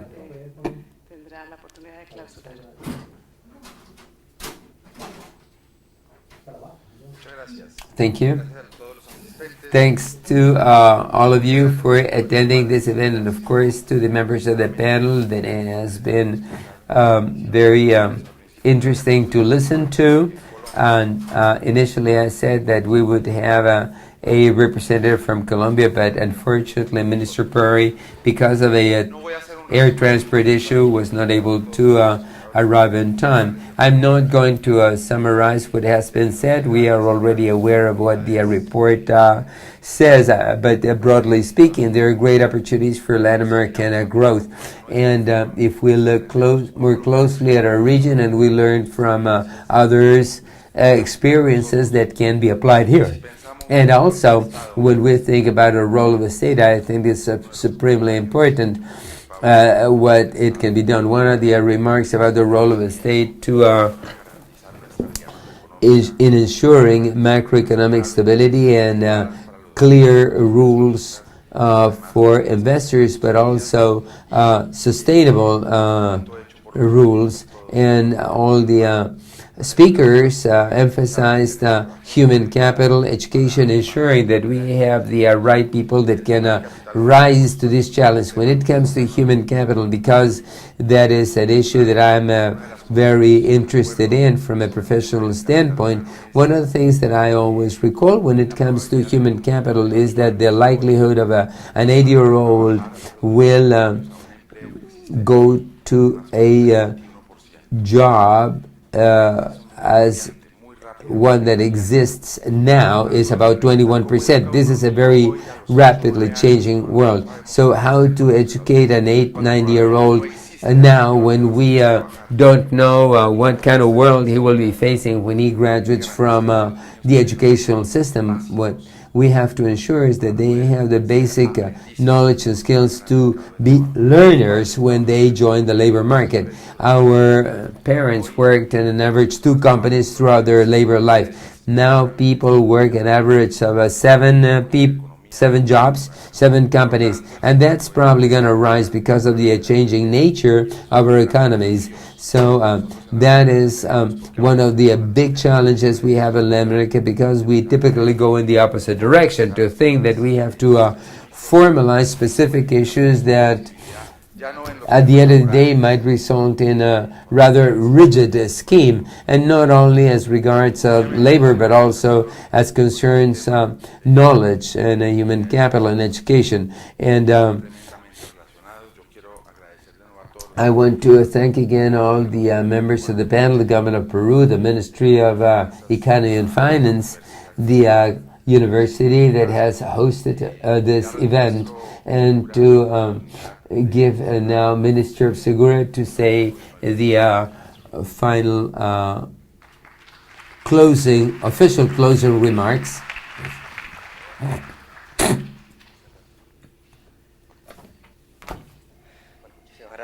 Thank you very much to the World Bank, represented here by Alberto Rodriguez, the Catholic University, represented by President Marcial Rubio for hosting this event, the panelists, Mr. Pablo Arellano, Mr. Mario Vergara. Mario is always a very interesting and person to share with, and also to Daniel Letterman for the variable presentation of the report, and to convey to Augusto our best regards, and Gabriela for having helped us to get into the core of these matters, and for having taken the trouble and the effort to come all the way down to Lima, and to all of you for joining us this morning. As you all know, this is an event in the Road to Lima series of events that will lead to the World Bank and IMF meeting in October in Lima. The annual meetings of the World Bank and the IMF will gather the largest number of people that Peru has ever hosted. Over 15,000 people will be joining this event in October. After over 40 years, exactly 48 years, these meetings not having happened in Latin America, this forum will help us to look into relevant issues for Latin America and the world at large. I hope this event will be very interesting, and the topics that we have addressed in this event has also been particularly interesting to me, because it is clear that the South is rising, but this rise provides not just opportunities but also many challenges.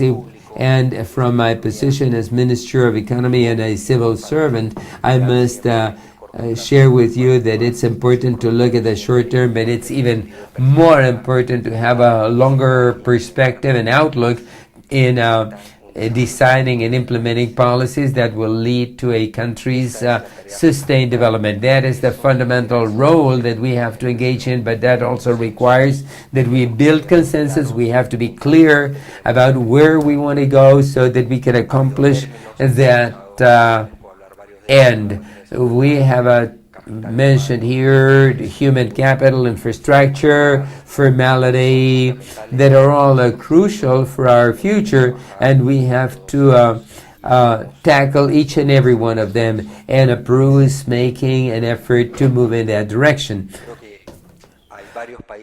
There are several other Latin American countries, including Peru, that have taken advantage of these past years of prosperity, but we have to get ready for even more challenging times that lie ahead of us. I would like to conclude by thanking you for attending this event, our international speakers, but we will certainly meet again, because we have a very busy agenda along the road to Lima from now until October, and we expect that they will all involve you in an interesting debate for the entire region and Latin America in particular, and we expect you to join in these events and debates. Thank you very much.